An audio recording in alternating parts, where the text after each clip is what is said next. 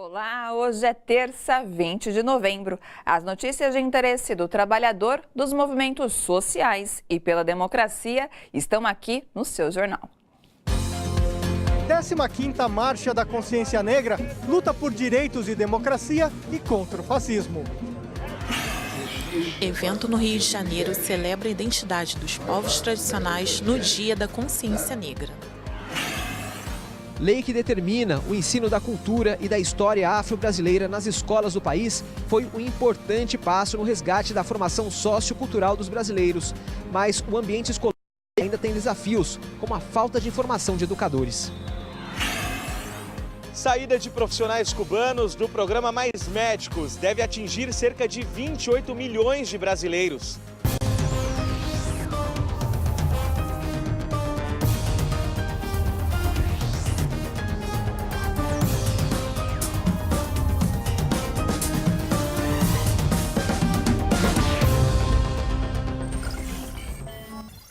No Dia da Consciência Negra, o preconceito e o racismo foram lembrados em todo o Brasil. Em São Paulo, sob a figura de Zumbi dos Palmares, negros marcharam também por liberdade de expressão e contra todas as formas de violência, intolerância e descaso, como mostra o repórter Jô Miyagi. A Marcha da Consciência Negra ela é muito importante, primeiro porque esse é um momento decisivo na história do nosso povo. A gente passou por uma eleição que mudou bastante a correlação das lutas dos movimentos sociais no próximo período, né? Um presidente eleito que fala sobre o fim dos movimentos sociais, parlamentares que questionam a importância do Dia da Consciência Negra. E essa marcha aqui, ela vem falar sobre a defesa da democracia, por direitos, contra o fascismo, reivindicar a apuração e a justiça dos mortos após o golpe de 2016, como a Marielle, o Moa, tantas e tantos outros, né, o superencarceramento. Essa é uma marcha muito importante. E Bolsonaro é uma pessoa que tem total desprezo à democracia, total desprezo à democracia. E propõe métodos violentos para solução de problemas. Nós, negros, que somos vítimas da violência histórica nesse país, estamos muito preocupados com isso. Então, nós estamos aqui para defender a democracia, o direito dos movimentos sociais existirem, o direito do povo fazer política, o direito de fazer oposição, de ser contra, de ser a favor, o direito de ter opinião. O mais importante de tudo, além disso, das raízes da cultura, é, na verdade, o nosso encontro. Muitos aqui moram em lugares diferentes, alguns moram nos interiores, alguns moram em outras cidades, alguns moram em outros estados. E esse é um momento de confraternização que a gente se encontra através da nossa cultura. Isso é maravilhoso. A nossa vida nunca foi fácil. A gente sabe que com o Bolsonaro aí vai ficar mais difícil. A gente já enfrenta as maiores taxas de feminicídio. Ele já indica que não vai haver, vai continuar não havendo investimentos nas políticas de enfrentamento à violência e também não vai haver uma real política para entender o processo de extermínio dos nossos filhos, irmãos, que a gente enfrenta cotidianamente. Primeiro veio o homem branco, depois a mulher branca, depois o homem negro e por último a mulher negra. Resumindo, a gente sempre fica atrás de 3 pessoas, sendo que teria que ficar todo mundo igual, igualdade para todos. As medidas reparatórias que o movimento negro sempre reivindicou é para que o Estado trate com equidade a sua população. Ou seja, a partir do momento que ele constata os setores da população têm colocações diferentes na sociedade, ele deve tratar de forma diferente. Precisamos, mesmo diante dessa conjuntura tão contraditória, de avanço de um neoconservadorismo, estar em marcha, estar em luta de forma coletiva, é o oxigênio da luta de classes, é o oxigênio da vida da população preta.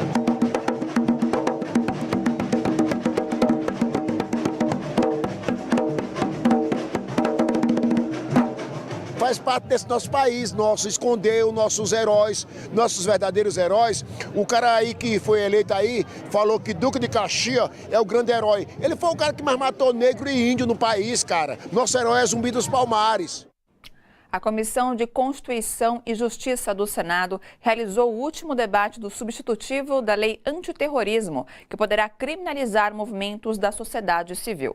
O projeto poderá ir diretamente para a Câmara, caso não haja recurso para votação em plenário.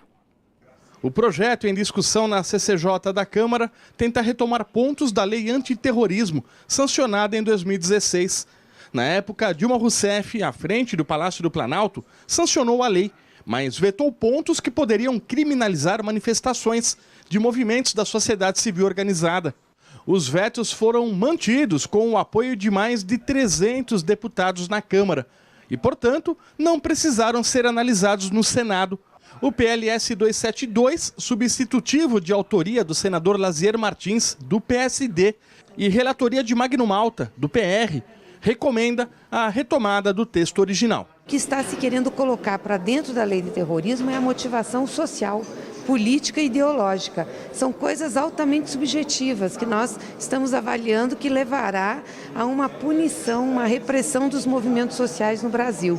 Nós não podemos conceber isso. Os movimentos sociais têm motivações para suas lutas, não são ações terroristas, não têm essas consequências, e o que nós estamos vendo é que há essa movimentação. O Magno Malta que trouxe a motivação política e ideológica novamente, né? E absolutamente, a gente sabe que quando um projeto coloca a motivação política e ideológica, a gente já sabe quem é o alvo dele, porque quem vai para as ruas com pauta política, quem vai para as ruas com motivação ideológica, são os movimentos sociais. Então fica muito evidente qual é o objetivo e qual a finalidade desses projetos. O novo texto enquadra como crimes de terrorismo atos violentos, depredação de prédios públicos, incêndios provocados e o fechamento de vias públicas, entre outros. Situação que, segundo especialistas de entidades de defesa dos direitos humanos e parlamentares de oposição, seria inconstitucional, pois não esclarece como os crimes seriam configurados e quem determinaria a materialidade.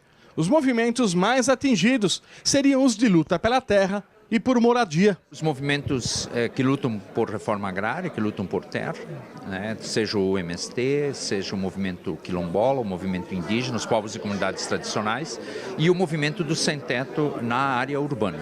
Para os especialistas, a lei antiterrorismo também colocaria em risco as políticas de direitos humanos no país. Um exemplo é o Conselho Nacional de Direitos Humanos, que poderia até ser extinto a partir do próximo ano, pois a base é constituída majoritariamente por movimentos da sociedade civil organizada. Há uma disposição de manter as ações do Conselho Nacional de Direitos Humanos, de resistir para que o nosso país não adote, por exemplo, políticas de restrição aos direitos humanos e como essa lei antiterrorismo, que ela não afronte, obviamente, os direitos da maioria da população e os direitos humanos.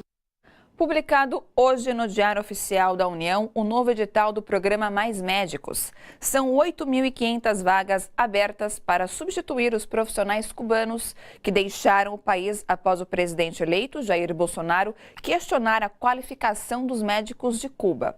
É bom lembrar que em 5 anos de programa, nenhum edital para contratar médicos brasileiros conseguiu um número suficiente de profissionais para preencher nem a metade das vagas abertas. Muitos médicos brasileiros não aceitam ir para localidades distantes ou receber o salário oferecido de cerca de R$12 mil. O repórter Leandro Chaves mostra que, sem a atuação dos cubanos, milhões de brasileiros devem ficar sem assistência médica, principalmente nas regiões mais pobres e periféricas.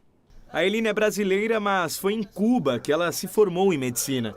De volta ao Brasil, há 2 anos ela atende em uma UBS na região do Jabaquara, zona sul de São Paulo, pelo programa Mais Médicos. Várias pessoas que são atendidas pelos médicos cubanos, elas nunca viram médico na vida, né? As pessoas hoje, eu vejo que elas criaram um vínculo muito forte com esses cubanos, com a gente que formou lá. Eles criaram um vínculo tão forte que vai ser difícil, principalmente assim, emocionalmente eu sinto que eles vão se sentir muito. Segundo dados da Organização Pan-Americana de Saúde, das 18.240 vagas distribuídas no programa, cerca de 8.300 são ocupadas por médicos cubanos, 45% do total. Um atendimento para mais de 60 milhões de brasileiros que está ameaçado após o presidente eleito, Jair Bolsonaro, afirmar que expulsaria médicos cubanos do Brasil com base no exame de revalidação de diplomas de médicos formados no exterior, o Revalida.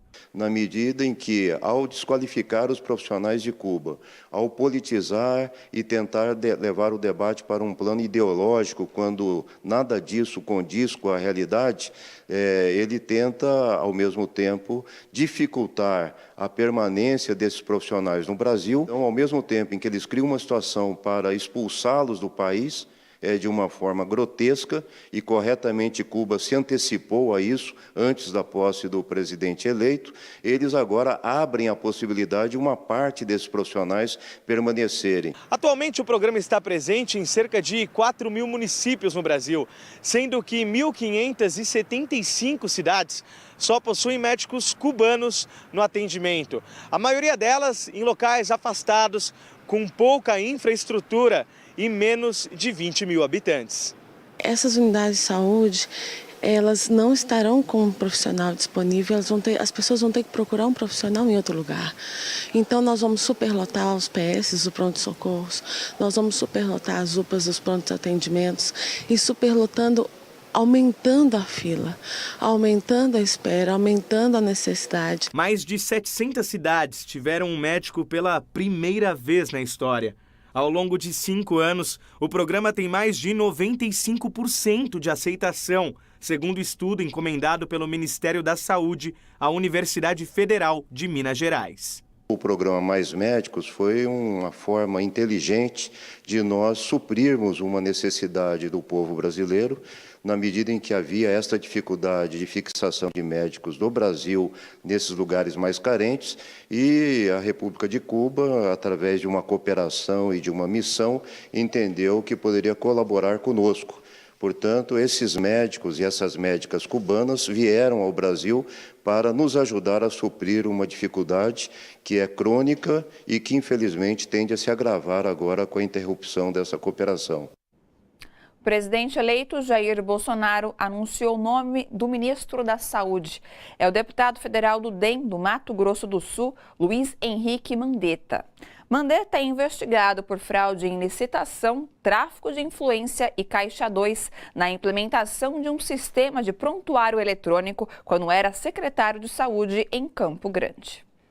Sérgio Moro adia pedido de exoneração do cargo para manter processo contra o ex-presidente Lula nas mãos de uma juíza de sua confiança. A análise é do comentarista político José Lopes Feijó. Logo após o depoimento, Moro, 48 horas depois, pediu e teve aceita a sua exoneração. O que mostra claramente que, desrespeitando as próprias regras da magistratura e a lei, ele fez mais uma manobra, como tantas que tem feito ao longo dos processos que dizem respeito ao ex-presidente. E quem é a juíza que fez o interrogatório do ex-presidente? É uma pessoa imparcial? A julgar pelo comportamento da família da qual ela vem, não dá para acreditar nisso. A sua família, pai, mãe, parentes, são militantes nas redes sociais do pensamento de direita, de antagonismo ao PT e aos seus quadros, e ao presidente Lula. Como tudo indica, a juíza é fruto deste ambiente, ela vai se portar da maneira que Moro espera que ela se porte, ou seja, condenando o ex-presidente Lula, mesmo sem provas, em mais um processo cuja sentença já nasce questionada por todos aqueles que acreditam numa justiça imparcial e por centenas de juristas e intelectuais no Brasil e fora do Brasil. Aliás, uma amostra desta possibilidade foi o próprio depoimento do ex-presidente, onde a juíza se portou durante o interrogatório como se ela fosse parte da acusação e não uma juíza que estava ali de maneira imparcial para mediar entre a acusação e a defesa e pesar fatos concretos e provas para poder sentenciar a respeito do processo. Tudo indica que o processo de perseguição ao presidente Lula terá continuidade, agora nas mãos da juíza, que Moro acabou impondo através do seu truque, da sua manobra, neste processo e na continuidade deste processo. Segue o processo de parcialidade judicial e perseguição ao ex-presidente. É isso que nós estamos assistindo. E tudo isso para impedir que ele seja liberto e possa, das ruas, comandar um processo de oposição ao governo que se instala e do qual Moro é ministro. Embora tente passar a ideia de que será um ministro técnico, esquece que o cargo de ministro é sempre um cargo político. Ou seja, faz muito tempo que o juiz Sérgio Moro, o ex-juiz Sérgio Moro, faz política. Seja nas suas atitudes parciais e partidarizadas quando juiz, seja agora como ministro de Bolsonaro. Depois do intervalo, o racismo no Brasil sentido na pele por diretor de cinema inglês. Você vai ver já já.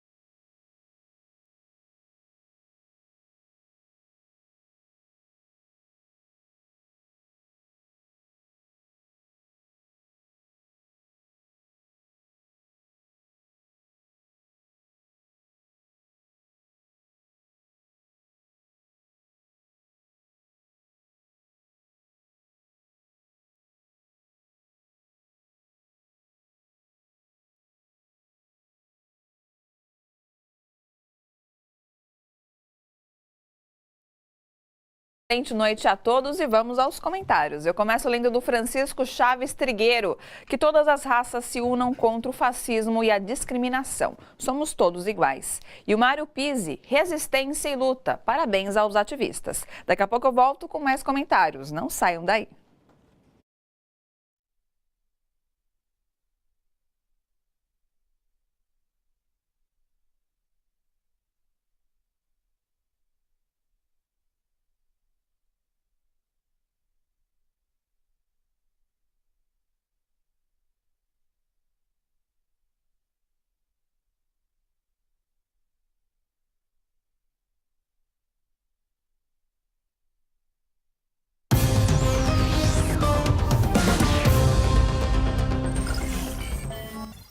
A exploração do pré-sal está na pauta de hoje no plenário do Senado. Os senadores podem analisar em regime de urgência o projeto que autoriza a Petrobras a transferir a petroleiras estrangeiras até 70% de seus direitos de explorar o pré-sal. E para falar mais sobre os riscos da aprovação deste projeto, eu converso com o diretor do Sindipetro de São Paulo, Auzélio Alves. Auzélio, seja bem-vindo mais uma vez aqui no seu jornal. Boa noite. Olá, boa noite. Bom, Auzélio, então para a gente começar aqui o nosso bate-papo, até para quem está em casa entender, quais são os riscos caso este projeto de lei seja aprovado? Olha, bom a gente resgatar um pouco o histórico do que foi criada a legislação em 2010, né? Em relação à seção onerosa. Por quê? O que acontece? Como a Petrobras foi a empresa que investiu nas questões da descoberta do pré-sal, foi criada através de leis um dispositivo que também protegesse a Petrobras daquele ônus que ela teve durante esse processo. E foi isso que ocorreu. Então, foi através de lei, a Petrobras detém um percentual, né, dessa seção onerosa, que foi disponibilizada aproximadamente 5 bilhões de barris para a empresa, e isso faz com que capitalize a empresa e ela consiga fazer os seus investimentos. E esse PLC que está colocado agora no Senado, ele coloca isso em risco, colocando esses barris de petróleo à disposição das petrolíferas estrangeiras. E é isso que nós estamos pleiteando que não aconteça. Por isso estamos no Congresso Nacional toda semana praticamente com uma brigada de petroleiros procurando os senadores para que, se esse projeto for votado, as consequências para os estados e para a população serão muito ruins. Então, por isso que hoje, amanhã e depois temos uma brigada lá, conversando com os senadores e tentando fazer com que esse projeto não seja aprovado conforme a emenda que está sendo colocada nele lá no Senado, ele passe, porque isso vai ocasionar um dano para os estados. E aos governadores e governadoras do nosso Brasil, é importante que entenda esse movimento que está acontecendo de mudar a legislação da cessão onerosa, que vai causar dano aos estados. Se nós estamos passando por um momento difícil, colocar isso à disposição de outras empresas e não da Petrobras, que vai fazer com que o desenvolvimento no nosso país seja colocado à vista, digamos assim, né, onde essa empresa, que é a mola propulsora da economia, faz com que alavanque, né, os empregos e desenvolva aqui o nosso país. Então não podemos deixar que isso ocorra. Estamos trabalhando para que os senadores entendam o momento que estamos passando e que não aprovem esse projeto conforme está colocado lá pelo deputado do DEM da Bahia. E é bom lembrar também, Auzélio, que muitos projetos, estudos feitos em universidades federais brasileiras têm a ver muito com a questão da Petrobras, do pré-sal, e colocando isso nas mãos das petrolíferas estrangeiras, isso não vai mais acontecer. Não vai, até porque a política que é aplicada hoje, né, ela é uma política de livre mercado. Então, as petrolíferas que hoje já sabem o que a Petrobras mapeou, porque antes elas não quiseram entrar nesse projeto. Foi aberto a possibilidade que outras petrolíferas participassem em conjunto com a Petrobras e essas empresas não quiseram. A Petrobras mapeou todo o pré-sal.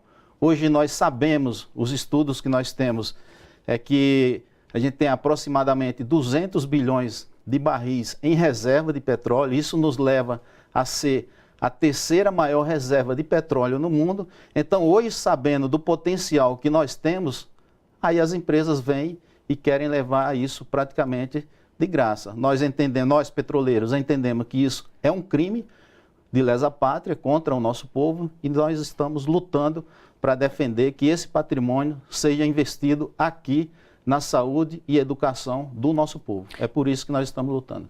Auzélio, como que vocês, petroleiros, avaliam a nomeação do economista Roberto Castelo Branco para presidir a Petrobras no governo de Bolsonaro?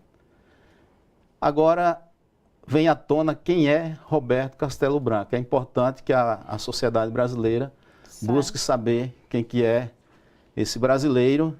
É um cara de ultradireita, então é um cara que passou pelas escolas da Getúlio Vargas, mas também pela Escola de Economia de Chicago.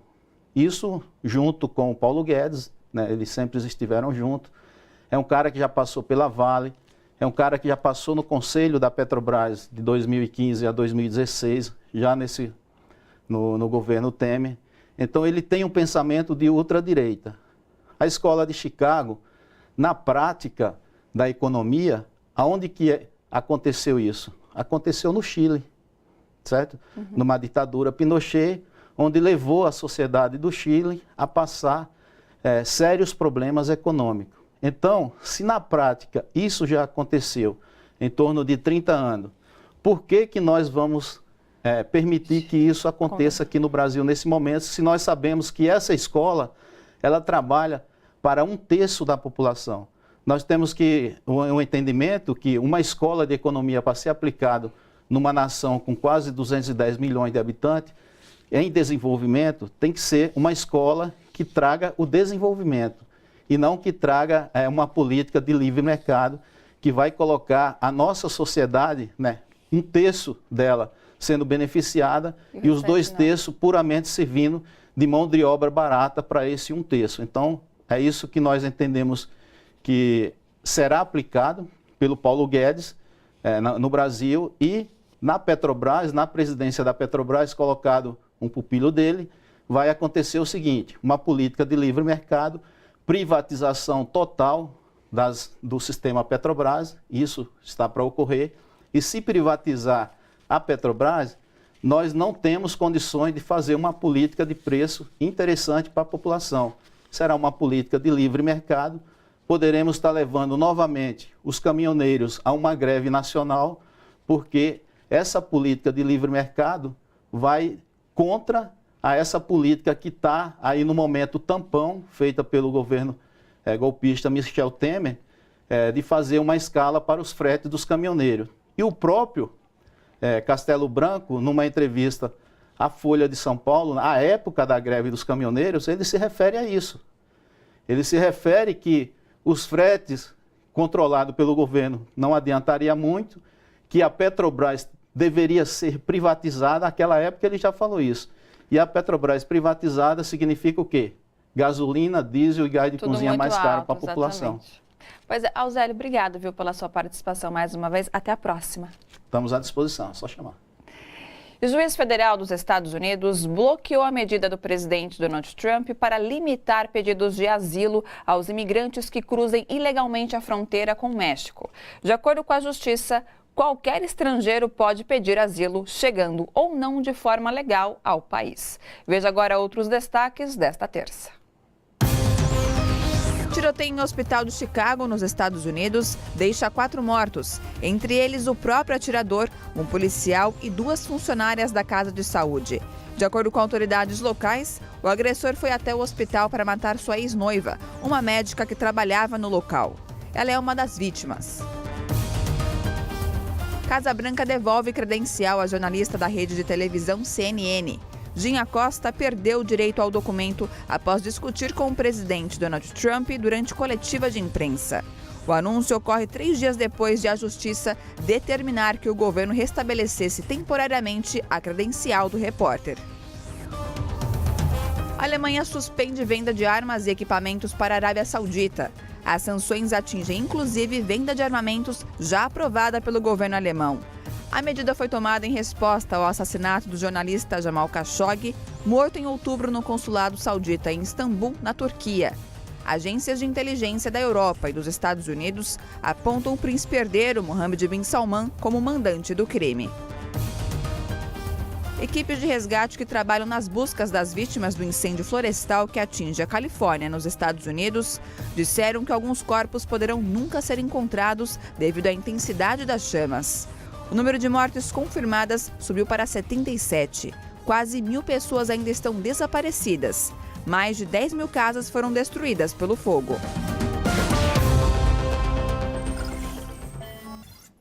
O diretor inglês Steve McQueen, ganhador do Oscar de 2013, já rodou o mundo divulgando seus filmes. E do Brasil não levou uma impressão das melhores. É um dos lugares mais racistas em que já estive, afirmou. Steve McQueen ganhou o Oscar por 12 anos de escravidão, o filme que narra as aventuras de um homem negro, livre, que é sequestrado e transformado em escravo. Sobre o Brasil, o diretor comentou que a maioria da população é africana ou de ascendência africana, mas é um país muito racista, onde não houve desenvolvimento, progresso, movimento pelos direitos civis, o que é triste. A Universidade Johns Hopkins, nos Estados Unidos, criou uma bolsa de estudos em homenagem à vereadora Marielle Franco, morta em março no Rio de Janeiro. Com duração de 2 anos, o benefício é direcionado para quem quer fazer mestrado em relações internacionais com foco na América Latina. 8 meses depois do assassinato de Marielle Franco e de seu motorista Anderson Gomes, o crime continua sem solução. Hoje, Dia da Consciência Negra, a Anistia Internacional divulgou um vídeo para lembrar Marielle. Um telefonema assim, já de noite, disse que aconteceu alguma coisa com a minha filha. É verdade, infelizmente era verdade. De Marielle já não vivia, já não estava mais entre a gente. Longe de mim, ou talvez nem ela imaginaria que eu pudesse entrar na política direta como parlamentar, como ela estava exercendo, mas Marielle era teimosa, sabia o que queria e ninguém ia tirar esse tema. Até entrar naquele parlamento de homens, aqueles homens brancos, de onde surgiu aquela negra? Para eles aquilo era uma afronta, na verdade. Uma mulher de periferia, uma mulher negra. E foi um planejamento, teve um mentor daquilo tudo. O que motivou a isso, a gente tem que saber. gente está querendo uma resposta o quanto antes. No dia 14 de março de 2018, quando ela, Marielle, estava voltando para casa de carro com seu motorista, o Anderson, voltando de um dia de trabalho, em pleno Rio de Janeiro, região metropolitana, ela foi executada com 4 tiros na cabeça e foi interrompida no seu trabalho, na sua vida, como mãe, como esposa, como amiga, como companheira. E o mundo inteiro sentiu a sua perda. A gente aprendeu a lutar contra a injustiça na igreja. Acho que a gente tentava ver as injustiças, sentir, se conectar com a dor das injustiças e seguir. A gente era muito unida, embora a gente tivesse esses 5 anos de diferença. A gente muitas vezes não podia sair de casa porque estava tendo tiroteio, não podia ir para a escola, a gente não podia descer porque tinha corpos mortos em pedaços na nossa porta. Ela falava muito pra gente que queria mudar um pouco do mundo e principalmente o pessoal que morava na Maré. Eu joguei vôlei a vida inteira. Tinha muitos meninos que jogavam e eles não deixavam eu jogar. Eles só começaram a deixar eu jogar depois que a Marielle isolou uma bola, assim, tipo, pro outro lado da igreja, pro outro lado do muro. Falou assim, minha irmã não vai jogar, também ninguém vai jogar. Pegou e tacou a bola. E com aquilo ali, eu falei, mas por que eu não posso jogar? E ela era aquela que mandava e que lutava para que eu pudesse ter o meu espaço.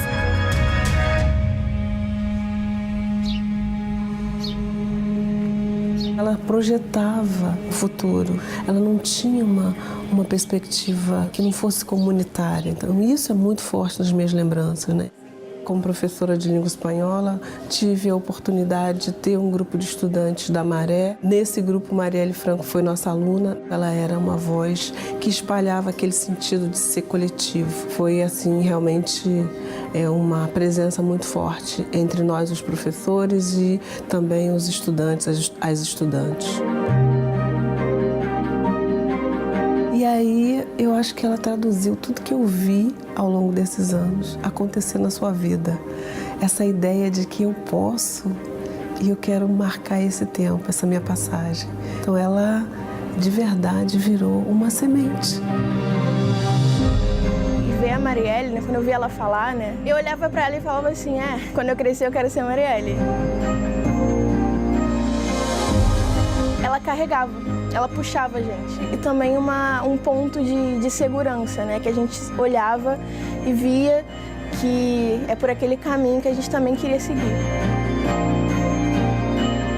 Mas a gente está tentando, né, diariamente transformar, né, esse processo de perda em combustível, né, de esperança, assim, de esperança que a gente pode tentar mudar essa realidade.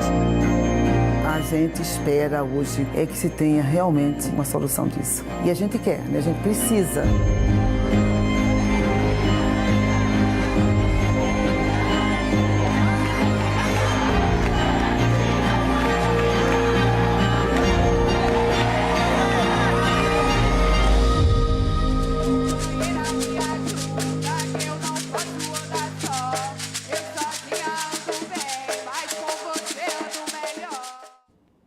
Neste 20 de novembro, dia dedicado à memória de Zumbi dos Palmares, a Flink Sampa, a Festa do Conhecimento, Literatura e Cultura Negra, debateu a presença da história e cultura afro-brasileira nas escolas. Mesmo com uma lei específica obrigando o ensino do tema, poucas escolas o incluem no currículo. A reportagem é de André Giannucari. Na palestra sobre a lei de 2003, que inclui história e cultura negra nas disciplinas do currículo em escola com ensino fundamental e médio, professores relataram como ainda é desafiador abordar o tema em sala de aula. A gente ainda tem uma resistência, sim, de educadores, da própria comunidade, de introduzir um conteúdo africano ou afro-brasileiro no currículo escolar. Precisamos investir mais tempo, criar mais mobilizações, investir mais em processos de conscientização mesmo, né, da comunidade negra e da comunidade não negra, para que, de fato, a gente invista em conteúdos da cultura africana e afro-brasileira nas escolas. A questão é que os professores e as escolas escolas, de modo geral, eles ainda não têm subsídios para fazer com que esta lei seja cumprida.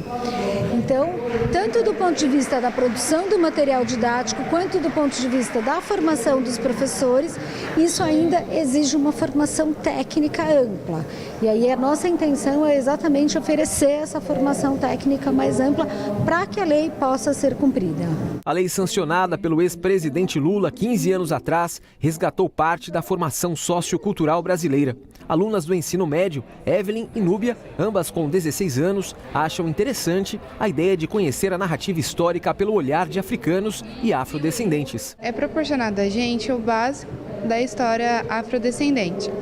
E seria muito importante para nós, do Estado principalmente, haver mais conteúdo a respeito da afrodescendência, que a gente sabe um pouco, mas bem superficialmente. Seria muito importante aprofundar mais no assunto, a gente saber mais o ponto de vista da afrodescendência e a história em si, por trás de tudo isso, né? Quando a gente estuda, é o lado contado da maioria das pessoas que escravizaram os negros. E aí, assim, a gente saberia um pouco mais de como é, porque com certeza a parte que contam sobre como escravizaram é artificial, porque com certeza é muito pior do que aparenta ser. Apesar da lei, especialistas afirmam que a formação de professores para o ensino da história e da cultura afro-brasileira nas escolas precisa de aperfeiçoamento. Falta informação ao educador. Quem está na sala de aula hoje não viveu como aluno um currículo que tratasse dessas questões. E a ideia é que isso seja minimizado no decorrer do tempo, a partir do momento que os professores terão formação para falar desse assunto. Então, a cultura africana é uma cultura que é pouco difundida no Brasil hoje. A situação deve piorar a partir do próximo ano, com a posse do novo governo, afirma a coordenadora do curso de Pedagogia da Faculdade Zumbi dos Palmares. Com essa virada, no governo, a gente ainda precisa, de fato, caminhar e investir mais na formação dos nossos professores e professoras. Essa virada política que a gente viu pode gerar uma perspectiva de que a gente não precise trabalhar mais esse conteúdo, e na realidade é ao contrário. Pelo segundo ano consecutivo, Comunidade Negra da Universidade Federal do Rio Grande do Sul produziu foto coletiva em frente à reitoria da universidade. Participaram estudantes, professores, servidores e terceirizados da instituição, incluindo alunos do Colégio Aplicação vinculado à universidade. A foto que vocês veem agora ao fundo é de Guilherme Santos, do jornal Sul 21. A foto surgiu ano passado, lá no Campus do Vale, quando uma aluna fez a foto coletiva com os alunos bichos daquele ano. Então eu percebi que aquela foto poderia reverberar em toda a faculdade e estimular novas pessoas, para entrar na URGS. Essa marca e esse marco desta foto, que se repete já no segundo ou terceiro ano, é significativo para a gente mostrar que a política de cotas tem funcionado, tem permitido que mais alunos e alunas negras, oriundos de classes sociais menos abastadas, possam estudar aqui na URGS e que isso seja um incentivo para outros que virão. Eu acho muito importante momentos como esse de visibilidade dentro da universidade, porque na URGS a gente sabe que existe uma maioria branca, infelizmente, e não condiz com a população do Brasil, porque 53% da população é negra e essas pessoas elas não têm acesso à universidade. Os participantes do evento prestaram homenagem à vereadora Marielle Franco, assassinada neste ano, e ao mestre de capoeira Moa, morto a facadas após discordar de um eleitor do Bolsonaro durante as eleições de outubro. Mestre Moa! Presente! Mestre Moa! Presente! Hoje e sempre! Em pensar nele sobre a capoeira e sobre resistência, é lembrar da nossa permanência aqui na URGS também, Se não fosse a capoeira, se não fosse outros movimentos sociais, em especial o afoxé também, que ele faz muito aqui no Rio Grande do Sul, que ele fez aqui no Rio Grande do Sul, não teríamos essa blindagem para acessar a universidade e permanecer dentro da universidade. O dia 20 de novembro é feriado em mais de 1000 cidades brasileiras, mas não em Porto Alegre, onde a data é lembrada graças ao poeta gaúcho e ativista do movimento negro, Oliveira Silveira, integrante do Grupo Palmares, que em 1971 propôs a criação do Dia Nacional da Consciência Negra. Isso ainda eu acho que é uma coisa que a gente tem que lutar, e eu, como a geração que está vindo, que futuramente vai estar na universidade, vai lutar para que seja feriado, pois é um dia muito importante, histórico, marcante, onde todos deveriam saber que é Dia da Consciência Negra. Se não, a mídia não mostrasse, muita gente ainda não saberia que hoje é Dia da Consciência Negra. A força da história dos afrodescendentes no Brasil, a cultura e os desafios enfrentados em tempos de retrocessos. Esses temas estão em pauta no Festival Cultural de Grupos Tradicionais, que acontece no Rio de Janeiro. Veja na reportagem de Ana Carla Ferreira. Música, poesia, capoeira e uma orquestra de berimbaus abriram caminho no Arquivo Nacional para um evento que almeja celebrar a identidade dos povos tradicionais na Semana da Consciência Negra. Criar um festival para mostrar a riqueza da pluralidade, seja da medicina, seja da culinária, seja da vestimenta. Este de hoje é o primeiro no Brasil, mas ainda só de brasileiros, que é para se preparar para a grande organização do Internacional, que será o ano que vem, onde virão vários grupos africanos e também de vários outros países, da Colômbia, de outros continentes, americanos, da própria Europa. A programação, que reúne jongo, carimbó, mesas e rodas de conversa, foi pensada de forma a ser a mais diversa possível. Nosso objetivo era pensar justamente pessoas que tivessem o diálogo com a academia e com as comunidades tradicionais, quer seja de terreiro, quer seja do maracatu, quer seja do jongo, que pudesse fazer esse diálogo. Já que PADE significa encontro, a gente buscou também fazer esse encontro entre a comunidade acadêmica e as comunidades tradicionais. A importância desse festival no momento atual foi destacada pelos organizadores e membros da mesa de abertura. É um festival, digamos, contra-hegemônico. E por isso que ele tem uma força política num momento como esse. Porque é cultura, espiritualidade, identidade, né? Dialogando num momento em que querem apenas suprimir todas essas identidades, quer perseguir todas essas identidades e forçar uma identidade que não cabe mais para explicar o Brasil. Precisamos ter orgulho de quem somos, precisamos ter orgulho de quem veio antes, de quem construiu esse caminho, e precisamos ter força para manter esse caminho aberto para quem vem depois de nós. O Festival Global Cultural de Povos Tradicionais irá até o dia 21 de novembro. O evento conta com a presença de artistas, pesquisadores, autoridades religiosas de matriz africana e representantes das etnias indígenas, Potiguara e Tupinambá. Os eventos do festival estão divididos entre diversos locais.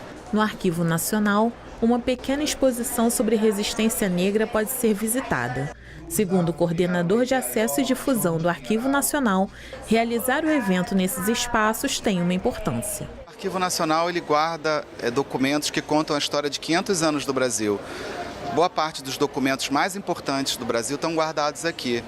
E muitos desses documentos são sobre a história da contribuição dos negros para a formação da cultura nacional. E faz um convite. A população é dona desse acervo, é dona desse prédio. Então, o Arquivo Nacional é um órgão do Ministério da Justiça e está de portas abertas, é só chegar.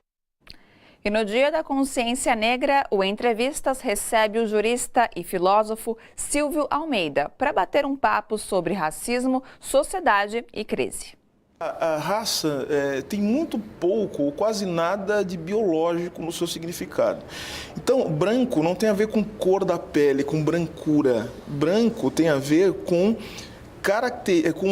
a forma com que a sociedade dá sentido para a sua existência. Então, isso é uma construção histórica, uma construção política. Então, veja, ser branco significa você carregar a branquitude, o que significa um conjunto de privilégios sociais que resultam da sua condição de pessoa branca. Mas vejam que isso acontece no Brasil. Os brancos no Brasil, quando vão para os Estados Unidos ou para a Europa, eles não são tidos como brancos porque lá eles não vão carregar os privilégios que carregam aqui por serem brancos. Lá eles serão tratados de latinos, ticanos, imigrantes ou coisas do gênero. O programa Entrevistas vai ao ar logo mais às 10 horas aqui na TVT e nas redes sociais. O seu jornal fica por aqui. Assista agora o documentário especial Mestre Moa do Catendê, a primeira vítima do diretor Carlos Pronzato. Boa noite a todos e a todas. Até amanhã e a luta continua.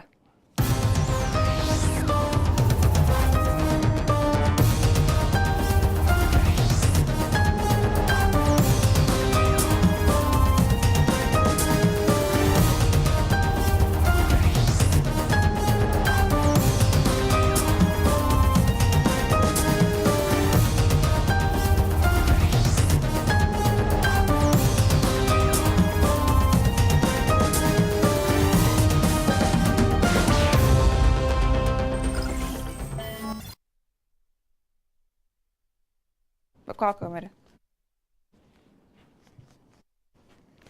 Olá, pessoal das redes sociais. Voltei aqui com os seus comentários e eu vou ler da Nirla Alves. Abaixo a privatização da nossa Petrobras. O Eduardo Selga participou escrevendo: antes de dar adeus ao Senado, Magno Malta quer se vingar dos movimentos sociais, tentando aprovar a criminalização do que é apenas protesto político. E a Maria Elisete Mendes participou escrevendo: viva os movimentos sociais. E o Odair dos Reis: se o povo quer Lula livre, vai ter que arregaçar as mangas e ir às ruas pela sua liberdade. Do ex-presidente. Bom, eu quero agradecer a todos que participaram, me fizeram companhia na noite aqui desta terça-feira. Obrigado mesmo de coração. Continue participando e não se esqueçam, amanhã mais notícias e informações pontualmente a partir das 7 da noite. Beijo grande, até lá!